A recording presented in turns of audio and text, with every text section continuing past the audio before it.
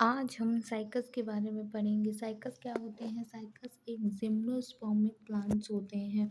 तो साइकस की कौन-कौन सी इंडियन स्पीशीज़ है जो भारत में पाई जाती है? तो साइकस की कुछ स्पीशीज़ होती हैं जो इंडिया में पाई जाती है। इसके बाद इसका एक्सटर्नल फीचर देखेंगे। तो स्टेम कैसा होता है? इसका स्टेम इसका थिक होता है, वुडी होता है और नॉर्मली अनब्रांच्ड होता है और लीफ बेसिस प्रेजेंट होते हैं जो कि परसिस्टेंट होते हैं। रूट दो टाइप की रूट पाई जाती है इसमें। नॉर्मल टैप रूट जो होती है वो नॉर्मल रूट्स की तरह होती है और कोरोलॉइड जो रूट होती है ग्रो होती है सॉइल सरफेस के पास ग्रो होती है और ये कोरल लाइक होती है अपीयरेंस में, इसलिए इसे कोरलॉइड रूट कहते हैं।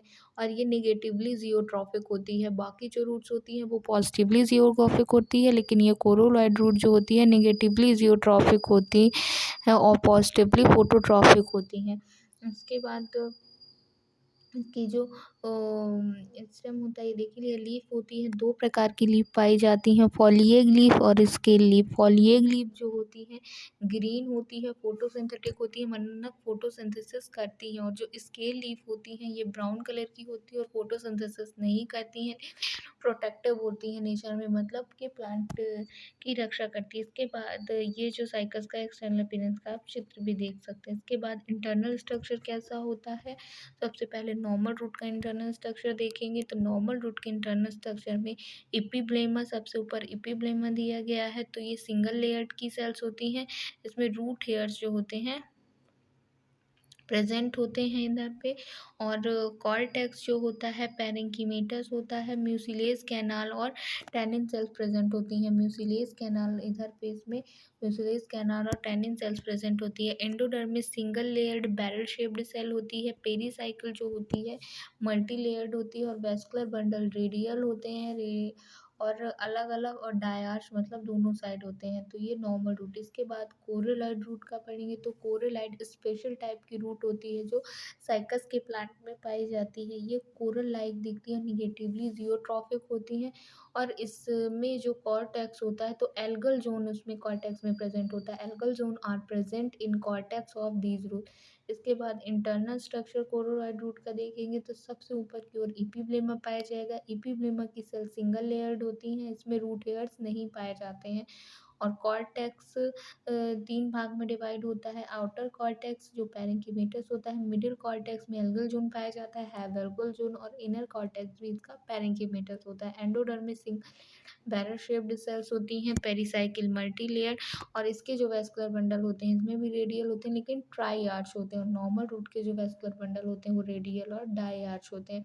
इसके बाद स्टेम का इंटरनल स्ट्रक्चर देखेंगे। प्राइमरी स्ट्रक्चर एंडोडर्मिस जो होती है सिंगल लेयर्ड होती है, रैप्चर्ड होती है due to persistent leaf basis. तो उसमें इसके स्टेम में जो परसिस्टेंट लीफ बेसिस पाए जाते हैं उसके कारण इनकी जो एपिडर्मिस होती है वो रैप्चर्ड हो जाती है। इसके बाद कॉर्टेक्स पैरेंकीमेटस होती है। कॉर्टेक्स में पैरेंकीमेटस लीफ ट्रेसेस, ये म्यूसिलेज कैनाल लीफ ट्रेसेस और म्यूसिलेज कैनाल्स पाए जाते हैं इसके कॉर्टेक्स में। ये देखिए इसमें कॉर्टेक्स में म्यूसिलेज कैनाल्स और लीफ ट्रेसेस पाए जाएंगे। म्यूसिलेज कैनाल और ये लीफ ट्रेसेस पाए जाते हैं। इसके बाद द एंडोडर्मिस और पेरीसाइकिल, इसमें साइकस के स्टेम में एंडोडर्मिस और पेरीसाइकिल क्लियर नहीं होती है। वैस्कुलर बंडल कंजॉइंट होते हैं, मतलब एक साथ होते हैं। कोलेट्रल होते हैं, कंजॉइंट होते हैं, एक साथ होते हैं। कोलेट्रल माने ऊपर की ओर फ्लोएम और नीचे की ओर जाइलम होता है। और इनमें जो है कैम्बियम, और ओपन का मतलब है कैम्बियम रिंग प्रेजेंट रहती है। अगर क्लोज है तो कैम्बियम रिंग एब्सेंट होगी, अगर यदि प्रेजेंट है तो ओपन होगी। पिच जो होती है इसमें वेल डेवलप्ड पिच पाई जाती है। इसके बाद सेकेंडरी एक्सरसाइकस में अब नॉर्मल सेकेंडरी ग्रोथ होती है क्योंकि इसमें कई कैम्बियम रिंग बनती हैं और कई कैम्बियम रिंग बनने को पॉलीजाइलिक कंडीशन कहते हैं। ये साइकस का स्पेशल स्ट्रक्चर। इसके बाद लीफ देखेंगे। तो लीफ को दो भागों में बांटा गया है। लीफ में दो चीज़ें होती हैं, रैकस और लीफलेट। जो नीचे का भाग होता है उसे रैकस कहते हैं और जो पत्ते निकलते हैं उसे लीफलेट कहते हैं। तो रैकस का इंटरनल स्ट्रक्चर कैसा होता है, ये ऐसा कुछ होता है रैकिस का इंटरनल स्ट्रक्चर। तो इसमें क्या-क्या पाया जाता है, एपिडर्मिस, एपिडर्मिस जो होती है कंटेन थिक क्यूटिकल और स्टोमेटा पाए जाते हैं। एपिडर्मिस के में ये स्टोमेटा पाए जाते हैं, एपिडर्मिस के बाद हाइपोडर्मिस पाई जाएगी। तो हाइपोडर्मिस में क्लोरेन्काइमा पाया जाएगा और क्लोरेन्काइमा में क्लोरोफिल सेल्स पाए जाएँगे। इसके बाद ए एपिडर्मिस एपिडर्मिस में क्यूटिकल प्रेजेंट है और क्लोरेन्काइमा और स्क्लेरेन्काइमा पाया जाएगा। इसके बाद ग्राउंड टिश्यू पैरेंकीमेटस होता है, म्यूसिलेज कैनाल जो होती हैं प्रेजेंट होती हैं और जो वैस्कुलर सिलेंडर होता है वो ओमेगा शेप होता है ना शिवलिंग के आकार का, उसे ओमेगा शेप्ड इसमें वैस्कुलर बंडल पाया जाता है। Each vascular bundle is surrounded by thick sclerenchymatous sheath. तो जो वैस्कुलर बंडल होता है वो एक थिक स्क्लेरेंशिमेटस शीथ द्वारा घिरा हुआ होता है और जो वैस्कुलर बंडल होते हैं वो कंजॉइंट होते हैं, एक साथ होते हैं, कोलेटरल होते हैं, मतलब ऊपर की ओर फ्लोएम, नीचे की ओर जाइलम, और ओपन का मतलब कि कैम्बियम रिंग जो होगी प्रेजेंट होगी। इसके बाद लीफलेट का स्ट्रक्चर देखेंगे। लेट में ये देखिए चित्र देखिए, ये डायग्रामेटिक बना हुआ है। ऊपर वाला जो चित्र है वो डायग्रामेटिक है और नीचे वाला जो चित्र बना हुआ है वो सेलुलर बना हुआ है। तो इसमें सबसे ऊपर एपिडर्मिस पाई जाएगी, एपिडर्मिस के नीचे हाइपोडर्मिस पाई जाएगी। जो मेसोफिल सेल्स होती हैं वो पहली शेड और स्पॉन्जी पैरेन्काइमा में डिवाइडेड होती हैं। पहली शेड और स्पॉन्जी पैरेन्काइमा के बीच में ट्रांसफ्यूजन टिश्यू पाया जाएगा। ये सेलुलर स्ट्रक्चर।